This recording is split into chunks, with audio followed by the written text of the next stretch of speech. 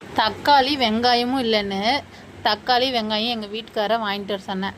வாங்கிட்டு வரும்போது தக்காளி 5 தக்காளி உடஞ்சிருச்சுங்க. எப்படி 5 தக்காளி உடஞ்சிதுன்னு யோசிக்கிறீங்களா? எங்கள் வீட்டுக்காரர் என்ன பண்ணாருன்னா, தக்காளி கீழே வாங்கிட்டு மேலே வெங்காயத்தை வச்சுட்டாரு.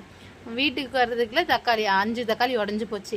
அது ஏன் தூக்கி போடுவானே, தக்காளி சட்னி செஞ்சிடலான்னு சொல்லிட்டு வானல் வச்சு எண்ணெய் ஊற்றி கடலப்பருப்பும் உளுத்தப்பருப்பும் சரிசமமாக போட்டு பூண்டு ஒரு 10 பல், வரமிளகா ஒரு 3 இதெல்லாம் போட்டு நல்லா வணக்கிக்கிட்டேங்க.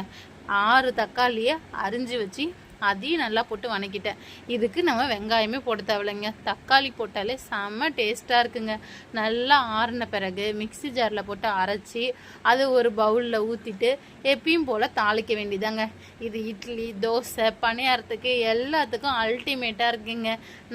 மதியானத்துக்கு தயிர் சாதமா எதுக்குனாலும் நீங்கள் இதை தொட்டுக்கலாம். சூப்பராக இருக்குது.